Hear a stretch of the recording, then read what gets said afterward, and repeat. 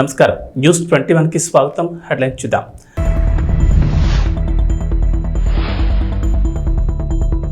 మూడవసారి ప్రధానిగా మోడీ ప్రమాణ స్వీకారం. పొరుగు దేశాలకే తొలి ప్రాధాన్యత విధానం కొనసాగిస్తామని వెల్లడి.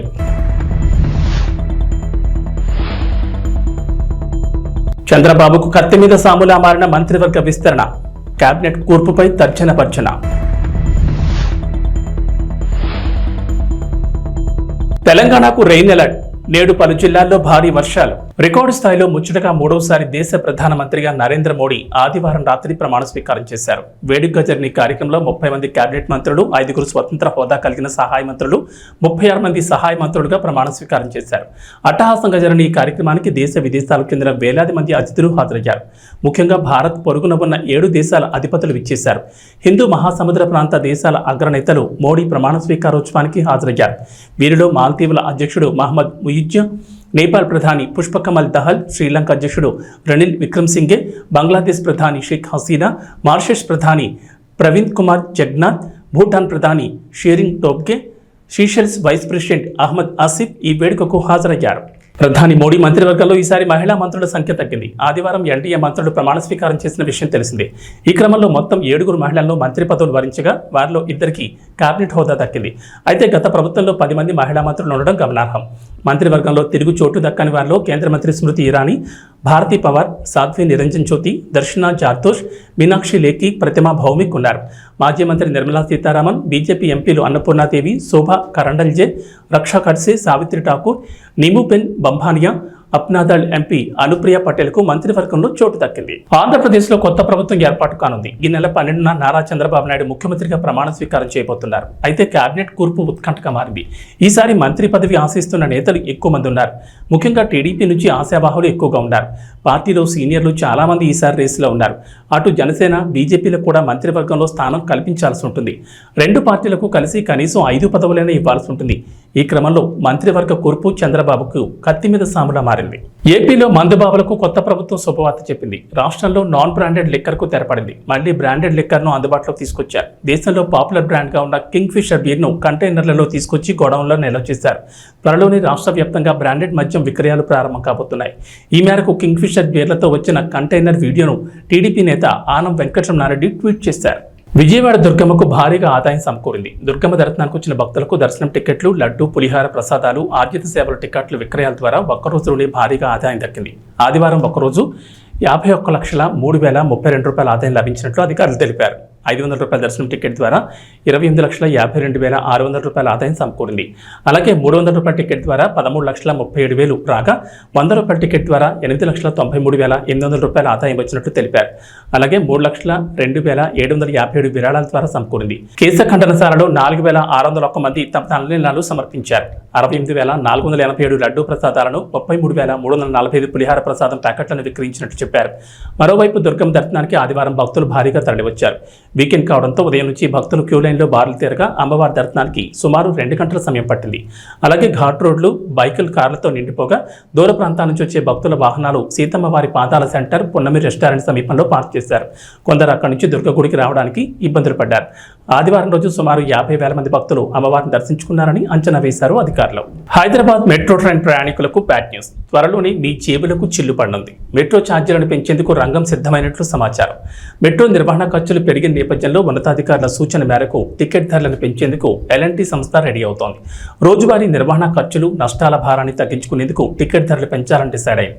హైదరాబాద్ మెట్రో 3 లైన్ల ద్వారా ప్రస్తుతం రోజుకు 5 లక్షల మంది ప్రయాణికులను తమ గమ్యస్థానాలకు చేరుకుంటున్నారు. మహిళలకు ఫ్రీ బస్ జర్నీతో మెట్రోకు గతంతో పోలిస్తే కాస్త రద్దీ తగ్గింది. అదే సమయంలో నిర్వహణ వ్యయం పెరిగింది. ప్రతి నెల 45 కోట్ల చొప్పున ఏడాదికి 540 కోట్ల నష్టం వస్తున్నట్లు ఎల్ఎన్టీ అంచనా వేస్తోంది. ఈ క్రమంలో ధరలు పెంచి నిర్వహణ భారాన్ని తగ్గించుకునేందుకు మెట్రో ప్రయత్నిస్తోంది. ప్రస్తుతం 2 కిలోమీటర్ల దూరానికి టికెట్ ధర 10 రూపాయలుగా ఉంది. 2 నుంచి 4 కిలోమీటర్ల దూరానికి 15 రూపాయల టికెట్ ఛార్జ్ చేస్తున్నారు. 4 నుంచి 6 కిలోమీటర్ల దూరానికి 25, 6 నుంచి 8 కిలోమీటర్ల దూరానికి 30 రూపాయలు, 8 నుంచి 10 కిలోమీటర్ల దూరానికి 35, 10 నుంచి 14 కిలోమీటర్ల దూరానికి 40 రూపాయలు, 14 నుంచి 18 కిలోమీటర్ల దూరానికి 45, 18 నుంచి 22 కిలోమీటర్ల దూరానికి 50, 22 నుంచి 26 కిలోమీటర్ల దూరానికి 55 రూపాయలు, 26 కిలోమీటర్లకు పైగా దూరానికి 60 రూపాయల టికెట్ ధరగా వసూలు చేస్తున్నారు. అంటే ప్రస్తుతం ప్రారంభ టికెట్ ధర 10 ఉండగా గరిష్టంగా 60 రూపాయలు ఉంది. టికెట్ రేట్లు 5 నుంచి 10% పెంచి కనీస ధర 20కి, గరిష్ట ధర 80కి పెంచే అవకాశం ఉన్నట్లు తెలుస్తోంది.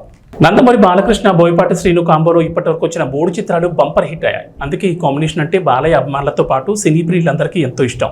వీరి కాంబోలో వచ్చిన సింహ, లెజెండ్, అఖండ ఒకదానికి మించి ఒకటి పెద్ద హిట్ అయిన విషయం తెలిసిందే. తద్వారా ఈ కాంబో హ్యాట్రిక్ హిట్ కొట్టింది. దీంతో ఈ ఇద్దరి కలయికలో మరో సినిమా ఉంటుందని, అదే అఖండ 2 అని గతంలోనే ప్రకటించారు. ఇవాళ బాలకృష్ణ బర్త్డే సందర్భంగా Balayya, Boyapati cinema big update వచ్చింది. 14 రీల్స్ ఎంటర్టైన్మెంట్ బ్యానర్లో రామ్ ఆచంట, గోపిచంద్ ఆచంట నిర్మాతలుగా, బోయపాటి శ్రీను దర్శకత్వంలో బాలకృష్ణ హీరోగా వీళ్ళిద్దరి కాంబోలో 4వ సినిమాను మేకర్స్ ప్రకటించారు. బేబీ 4 వర్కింగ్ టైటిల్తో ఓ పోస్టర్ విడుదల చేస్తూ బాలకృష్ణకు పుట్టినరోజు శుభాకాంక్షలు తెలిపారు. ఇక ఈ మూవీలో బాలయ్య కూతురు తేజస్విని కూడా నిర్మాతగా భాగమవుతున్నారు. తేజస్విని గతంలో బాలయ్య అన్స్టాపబుల్ షోకు కూడా పనిచేసిన విషయం తెలిసిందే. ఇకపై పూర్తిగా సినిమా రంగంలోనే తేజస్విని ఉండబోతుందని సమాచారం.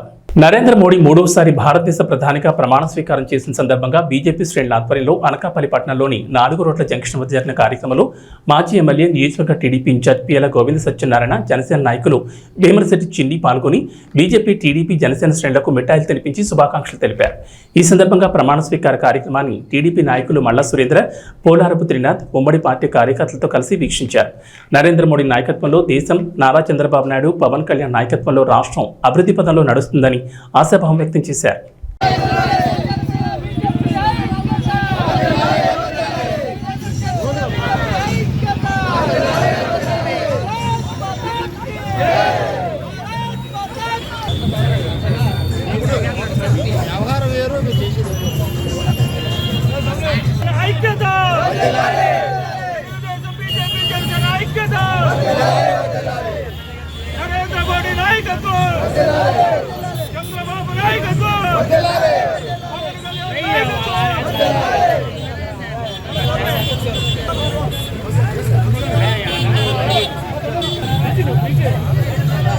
కర్నూలు జిల్లా ఆలూరు తాలూకా హోలకుంద మండల కేంద్రంలో నిన్న రాత్రి భారతదేశ ప్రధానిగా నరేంద్ర దామోదర్ మోడీజీ 3వసారి ప్రమాణ స్వీకారం బాధ్యతలు చేపట్టిన సందర్భంగా హోలకుంద మండల కేంద్రంలో బీజేపీ కార్యకర్తలు, టీడీపీ కార్యకర్తలు, జనసేన కార్యకర్తలు పెద్ద ఎత్తున పాల్గొని బాణాసంచా కాల్చి కార్యక్రమాన్ని ఘనంగా నిర్వహించారు.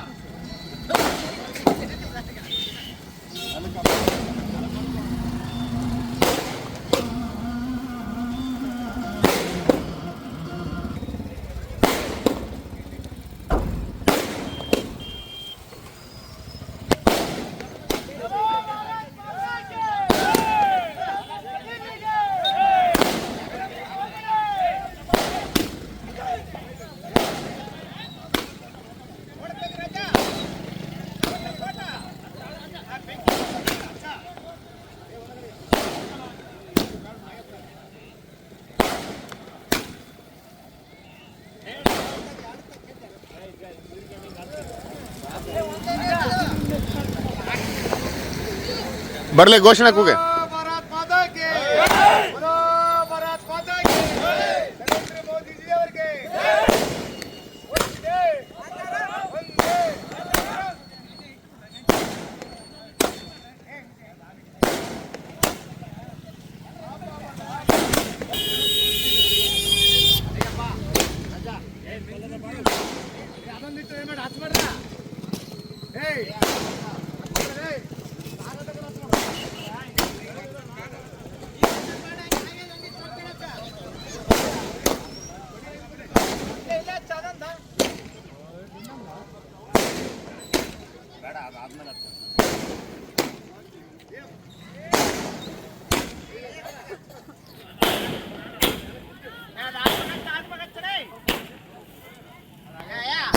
అనంతపురం జిల్లా గుత్తి మున్సిపాలిటీలో విచ్చలవిడిగా విక్రయిస్తున్న నాణ్యత లేని మాంసపు దుకాణాలు పరిశుభ్రత పాటించకుండా చనిపోయిన జీవాలు కోస్తున్నారా లేక ఆరోగ్యంతో ఉన్న జీవాలను కోస్తున్నారా అనేది గుత్తి ప్రజలకు ప్రశ్నార్థకంగా మారింది.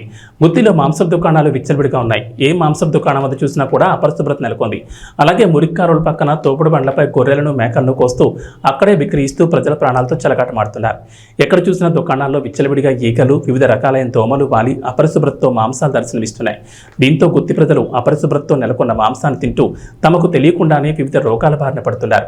కొన్ని దుకాణాల్లో అనారోగ్యాలతో బాధపడుతున్న గొర్రెలను, కోళ్లను కోస్తూ ప్రజల ప్రాణాలను పణంగా పెట్టి తమ వ్యాపారాలను 3 పువ్వులు 6 కాయలుగా వ్యాపారాన్ని పెంచుతూ లబ్ధి పొందుతున్నారు.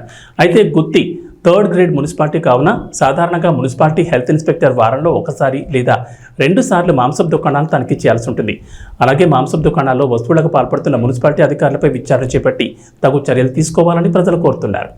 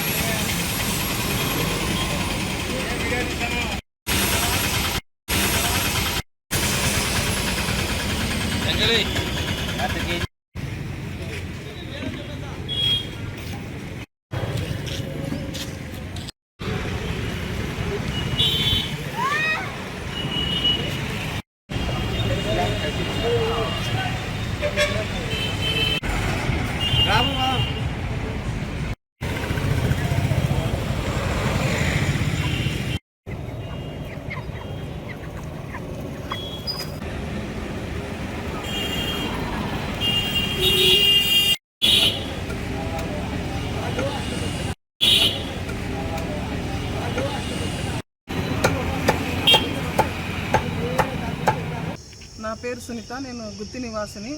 ముఖ్యంగా ఈరోజు మాట్లాడడానికి ముఖ్య ఉద్దేశం ఏమంటే అపరిశుభ్రంగా ఉన్న మటన్, చికెన్ షాపుల గురించి నేను మాట్లాడదలుచుకున్నాను.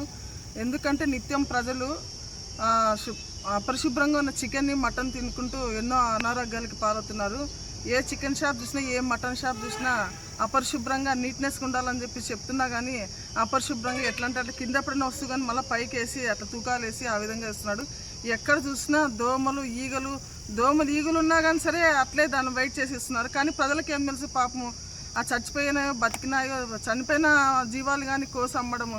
ఇంకా మటన్ అయితే ఇంకా దారుణం. ఆ మటన్ని కోసి ఈరోజు అమ్ముడు పోకుంటే మళ్ళీ 3-4 రోజులు పెట్టైనా కానీ అమ్మాయి పరిస్థితి. కానీ ప్రజలు మాత్రము ఈ రేటు భయంకరమైన రేటు, 700 రూపాయల నుంచి 1000 రూపాయల వరకు ఉన్న ఈ మటన్ రేటుని ఈ తిని 1000 రూపాయలు పెట్టి అనారోగ్యానికి ఈ ప్రజలే గురి అవుతున్నారు. కాబట్టి మేము ఈ ఇట్లా తినడమే కాకుండా ఈ రెస్టారెంట్లో, అనేక రెస్టారెంట్లు కానీ వీళ్ళే సప్లై చేయడము ఎన్ని రోజుల నుంచి ఉంటుందేమో, కానీ అక్కడ కానీ 200 రూపాయల నుంచి 300 వరకు ఒక బిర్యానీ అమ్ముతున్నారు. ఆ బిర్యానీ తినడం వల్ల ఎన్నో అనారోగ్యాలు గురి అవుతున్నారు. కాబట్టి ఇది ఎన్నోసార్లు మున్సిపాలిటీకి తెలియజేసినా కానీ దీన్ని పట్టించుకోవడం లేదు. చూస్తున్నట్టుగా వాళ్ళకి ఏమన్నా వసూలు అందుతున్నాయో మాకైతే తెలియదు. కానీ ఇంత పబ్లిక్లో చూస్తున్నా ఒకసారి ఎన్నోసార్లు ప్రజలు చెప్పినా కానీ మీరు అనుకోకుండా వెళ్ళి కానీ పరీక్షించవచ్చు. చెప్పింది ప్రజలు చెప్తే నిజమా అబద్ధంగా పరీక్షించుకోకుండా ఈరోజు విచ్చలవిడిగా అమ్మకాలు జరుగుతున్నాయి. ప్రతి మటన్ షాపులో ప్రజలు ఎట్లా దోపిడీ చేస్తున్నారంటే ప్రతి ఒక్క తినేవాడిని దోపిడీ చేస్తున్నారు. ఈరోజు నీళ్లు కొట్టి కిలో మాంసము 1000 రూపాయలు కొంటే అక్కడ వచ్చేది 1/2 కిలోనే ఆ బోన్స్ అవని చెప్పేసి మనకు వచ్చి ఇంటికి వెళ్ళి చూసి 1/2 కిలో ఉంటుంది. ఇలా విచ్చలవిడితనము దోపిడీ. అదేవిధంగా ఈ చెత్తనంతా, ఇదంతా మాంసము, ఇవన్నీ వేస్టేజ్ అంతా ఎక్కడ చల్లుతున్నారు? అక్కడ గుంటక రోడ్లో అక్కడ వెళ్తే అటు సైడ్ ఎవరు వెళ్ళినా విపరీతమైన వాసన. అక్కడ కానీ చుట్టుపక్కల ప్రజలు ఉన్నా కానీ ఆ ప్రజలకి ఎంత వాసన అంటే ఒకరోజు అది మేము అట్ట పోతేనే తట్టుకోలేని పరిస్థితి. కానీ అక్కడ నివాసం ఉన్న ప్రజలు ఎట్లుంటున్నారో మాకు తెలియదు. కానీ దీనిపైన ఖచ్చితంగా మున్సిపాలిటీ స్పందించుకుంటే మేము ఖచ్చితంగా జిల్లా అధికారులకు తెలియజేస్తాము, ఎస్పీ గారికి కానీ తెలియజేస్తాము. ఇక్కడ అరాచకాలని వెంటనే చూసి ఇక్కడ ఖండించాలా. ఇప్పటి నుంచైనా ఇక్కడ మేల్కొని, లేదంటే అలాంటి చేయకుంటే మాత్రం వాళ్ళకంతా రద్దు చేసి ఆ షాప్ని సీజ్ చేసి మంచి నాణ్యత కలిగిన చికెన్ కానీ మటన్ ఇచ్చి ఈ ప్రజల ఆరోగ్యాన్ని కాపాడుకోవాల్సిన బాధ్యత మనపైన ఉంది. కాబట్టి ప్రభుత్వము ఈ మున్సిపాలిటీ వాళ్ళు ఖచ్చితంగా చర్య తీసుకుంటారని నేను ఆశిస్తున్నాను. నా పేరు లాలెప్ప. ఇక్కడ చికెన్ అమ్మేవాళ్ళు, మటన్ అమ్మేవాళ్ళు నీళ్లు కొట్టి కేజీల ప్రకారంగా కిలోని 1/2 కిలోగా వస్తుంది. 2 కిలోలు తీసుకుంటే 1 కిలో పావు వస్తుంది. నీళ్లు కొట్టి అమ్మే దాని నుంచి ప్రజలు చాలా ఇబ్బందులు పడుతుంటారు. వాళ్ళు చచ్చిందా బతికిందా ఈ కోడి ఎట్లుంది అనేది చూడుకోకుండా ఈ మున్సిపల్ వాళ్ళు కూడా పట్టించుకోకుండా వాళ్ళ ఆధీనంలో నుంచి వాళ్ళ పర్మిషన్తో నుంచి దాని బతికిన దానిని తీసుకొని పోయి వాళ్ళ ఎదురుగా జవా చేసి నాణ్యమైన మాంసాన్ని అమ్మితే బాగుంటుందని మా కోరిక. అందులో చికెను కోళ్ళు కోసినప్పుడు దాన్ని ఈకలు తీసుకొని పోయి ఎక్కడో దూరంగా పారేయకోకుండా ఊరి లోపలే పారేసుకుంటూ జనాలంతా అనారోగ్యానికి గురవుతుంటారు. అక్కడ ఉండే వాళ్ళంతా నివాసం ఉండే వాళ్ళంతా చాలా అనారోగ్యాలకు గురవుతుంటారు. కాబట్టి దీని మీద యాక్షన్ తీసుకొని చర్య తీసుకోవాలని కోరుకుంటూ, మటన్ కోసే వాళ్ళ దగ్గర, చికెన్ కోసే వాళ్ళ దగ్గర దోమలు, ఈగలు నానా ఆడ చాలా గలీజ్ ఉన్నా కూడా వాళ్ళు మటన్ కోస్తూ ఆ దోమలు, ఈగలు వాళ్తుంటాయి. దాని మీద కూడా ఎవరు యాక్షన్ తీసుకోకుండా అమాయకులు ప్రజలు ఏం చేస్తారు పాపం, ఏదో కావాలని వాళ్ళు ఉన్నట్లుండి సడన్గా వచ్చి కొట్టించుకోవడం, తీసుకొని పోవడము, అది చచ్చిందా బతికిందా అనుకోకుండా ఆ మటన్ కోసేసాట సైడ్ కాలువలు ఉన్నాయి, దానిలలో డ్రైనేజీ అంతా మొత్తం వస్తుంది. ఆ దోమలన్నీ పడి దాని మీద ప్రజలు అనారోగ్యానికి గురి అవుతుంటారు. కాబట్టి మున్సిపల్ ఆఫీసులు కానీ ఇంకా పైన అధికారులు యాక్షన్ తీసుకొని, లేదంటే మేము కూడా ఎస్పీ జిల్లా ఎస్పీ గారికి కూడా మేము కంప్లైంట్ చేయాల్సి వస్తుంది దీని మీద. కాబట్టి తగిన చర్య తీసుకొని దీని మీద చేయవలసిందిగా కోరుతున్నాం. బీజేపీ కేంద్రంలో మూడోసారి అధికారంలోకి రావడంతో కర్నూలులో ఆ పార్టీ నాయకులు సంబరాలు చేసుకున్నారు. నరేంద్ర మోడీ మూడోసారి ప్రధానమంత్రిగా ప్రమాణ స్వీకారం చేయడంతో కర్నూలు జిల్లా బీజేపీ కార్యాలయం ముందు బీజేపీఎం ఆధ్వర్యంలో బాణాసంచా కాల్చి మిఠాయిలు పంచి సంబరాలు చేసుకున్నారు. నరేంద్ర మోడీ ఆధ్వర్యంలో దేశం ఎంతో అభివృద్ధి చెందిందని, వచ్చే 5 సంవత్సరాల్లో భారతదేశం మరింత అభివృద్ధి చెందుతుందని బీజేపీ నేతలు తెలిపారు. అందరికీ నమస్కారం. ఈరోజు నరేంద్ర మోడీ గారు మూడోసారి ప్రధానమంత్రిగా ప్రమాణ స్వీకారం చేస్తున్న శుభ సందర్భంలో కర్నూలు జిల్లా బీజేవైఎం తరఫున, బీజేపీ పార్టీ తరఫున నుంచి విజయోత్సవం జరుపుకుంటున్నాము. అందరికీ మంచి చేస్తున్నారు, అంతే ఇంకా ముందు కాలంలో కూడా మంచి చేస్తాడు మోడీ గారు. అందుకోసమే మూడోసారి ప్రమాణ స్వీకారం కూడా చేస్తున్నారు ఈరోజు. అందుకోసమే అందరం విజయోత్సవంగా చేసుకుంటున్నాం ఈరోజు. జంపాల కేశవరాం చౌదరి, బీజేవైఎం జిల్లా అధ్యక్షుడు. ఈరోజు చాలా గొప్ప పరిణామం. దేశవ్యాప్తంగా కూడా భారతీయ జనతా పార్టీ కార్యకర్తలు, నాయకులు, అభిమానులందరూ కూడా పెద్ద ఎత్తున కూడా విజయోత్సవ యొక్క సంబరాలు చేసుకుంటున్న సందర్భంగా మన ప్రియతమ ప్రధాని నరేంద్ర మోడీ గారు మూడోసారి ప్రధానమంత్రిగా చేపట్టిన సందర్భంగా దేశవ్యాప్తంగా కూడా అనేక రకాల కార్యక్రమాలు ఈరోజు నడుస్తూ ఉన్నాయి. నరేంద్ర మోడీ గారి విజయం సాధించడం వెనుక అనేక మంది కార్యకర్తల యొక్క కృషి ఉన్నది. భారతీయ జనతా పార్టీ పట్ల ప్రజలకు కూడా నమ్మకం ఇది. రాబోయే రోజుల్లో కూడా నరేంద్ర మోడీ గారి నాయకత్వాన్ని ఈ దేశ ప్రజలే కాదు, ప్రపంచవ్యాప్తంగా కూడా అనేక దేశాలు కూడా సంవర్ధించేటువంటి పరిస్థితి ఈరోజు ఏర్పడిందంటే ఇది ఒక నరేంద్ర మోడీ గారి యొక్క దృఢమైన నాయకత్వం కావచ్చు, నరేంద్ర మోడీ గారి యొక్క సంక్షేమ కార్యక్రమాలు కావచ్చు, తాడిత పీడిత బడుగు బలహీన వర్గాలు ఎవరైతే ఉన్నారో వాళ్ళందరికీ కూడా ఈ యొక్క సంక్షేమ కార్యక్రమాలు అందించిన ఘనత నరేంద్ర మోడీ గారికి అని చెప్పేసి ఈ సందర్భంగా తెలియజేస్తున్నాం. రాబోయే రోజుల్లో కూడా మళ్ళా ఎలక్షన్లో కూడా నరేంద్ర మోడీ గారి యొక్క నాయకత్వంలోనే ఈ దేశం సుభిక్షంగా, సంపన్నవంతంగా, అన్ని వర్గాలకు న్యాయం చేసే విధంగా ముందుకు పోతారని చెప్పేసి ఈ సందర్భంగా తెలియజేస్తున్నాం. ఖచ్చితంగా ఇది కర్నూలు ప్రజల యొక్క, భారతీయ జనతా పార్టీ కర్నూలు ప్రజలందరికీ కూడా శుభాకాంక్షలు చెప్తూ ఈ యొక్క విజయోత్సవ కార్యక్రమాన్ని విజయవంతం చేసినందుకు అందరికీ కూడా శుభాకాంక్షలు తెలియజేస్తాం. నందమూరి బాలకృష్ణ 65వ పుట్టినరోజు సందర్భంగా ఉమ్మడి నెల్లూరు జిల్లా Koduru division Balakrishna association president, Telugu Desam party Naidupeta పట్టణ అధ్యక్షుడు కందల కృష్ణారెడ్డి ఆధ్వర్యంలో బాలకృష్ణ అభిమానులు, తెలుగుదేశం పార్టీ శ్రేణులు, నాయకులు, కార్యకర్తలతో కలిసి కేక్ కట్ చేసి పుట్టినరోజు వేడుకలు జరుపుకున్నారు. ఈ సందర్భంగా కందల కృష్ణారెడ్డి మాట్లాడుతూ బాలకృష్ణ హిందూపురంలో హ్యాట్రిక్ ఎమ్మెల్యేగా చరిత్ర సృష్టించారని, అదేవిధంగా ప్రతి పేద ప్రజలకు అందుబాటులో తల్లి పేరుతో బసవతారకం క్యాన్సర్ ఆసుపత్రిని నెలకొల్పి ఎందరికో ఉచిత వైద్యం అందిస్తున్నారని, అదేవిధంగా అనేక సంక్షేమ కార్యక్రమాలు చేస్తూ అభిమానులకు అండగా ఉంటూ మమ్మల్ని వెన్నుతట్టి ముందుకు నడిపిస్తున్న మా నాయకుడు నిండు నూరేళ్లు ఆరోగ్యంగా ఉండాలని మనస్ఫూర్తిగా కోరుకుంటున్నామన్నారు.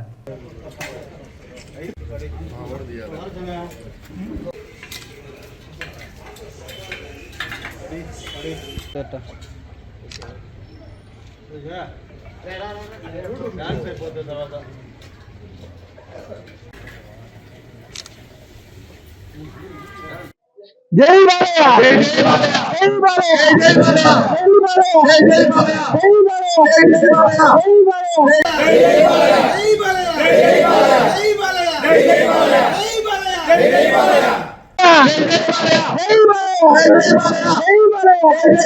నమస్కారం. ఈరోజు 64 సంవత్సరాలు పూర్తి చేసుకుని మా ముద్దుల మామయ్య, మా ముద్దుల బాలయ్య 65వ సంవత్సరంలో అడుగు పెడుతున్న సందర్భంగా ఈరోజు నాయుడుపేట పట్టణంలో ఆధ్వర్యంలో ఈరోజు కేక్ కట్ చేయడం జరిగింది. మా హీరో హ్యాట్రిక్ సాధించిన సందర్భంగా ఏ హీరోకి లేని ఘనత మా హీరోకి 3 సార్లు హ్యాట్రిక్, 3 సార్లు వరుసగా గెలిచాం. దీనికి సందర్భంగా శుభాకాంక్షలు తెలియజేసుకుంటూ మా బాలయ్య నిండు నూరేళ్ళు బసవతారకం క్యాన్సర్ హాస్పిటల్కి అయితేవి, హిందూపురంకి అయితేవి, బాలకృష్ణ అభిమానులకి అయితేవి అందరికీ సేవలు అందించి మమ్మల్ని అందరినీ ఒక దారిలో తీసుకొచ్చి మమ్మల్ని నడిపిస్తారని మాకు ఆయన ఆశాకిరణంగా కనిపిస్తున్నారు. మమ్మల్ని ముందు నడిపిస్తున్న మా బాలయ్యకి మరొక్కసారి ప్రత్యేకంగా ధన్యవాదాలు, శుభాకాంక్షలు తెలియజేసుకుంటున్నాను. థ్యాంక్ యూ మధ్యర క్యాంపు కార్యాలయంలో డిప్యూటీ సీఎం భట్టి విక్రమార్కను ఎన్టీఆర్ జిల్లా జగ్గయ్యపేట టీడీపీ ఎమ్మెల్యే శ్రీరామ్ తాతయ్య రైతులతో కలిశారు. ఎన్టీఆర్ జిల్లా వర్చవాయి మండలం పోలంపల్లి ప్రాజెక్టుకు తెలంగాణ వైపు పడ్డ గండిని పూడ్పించాలని విజ్ఞప్తి చేశారు.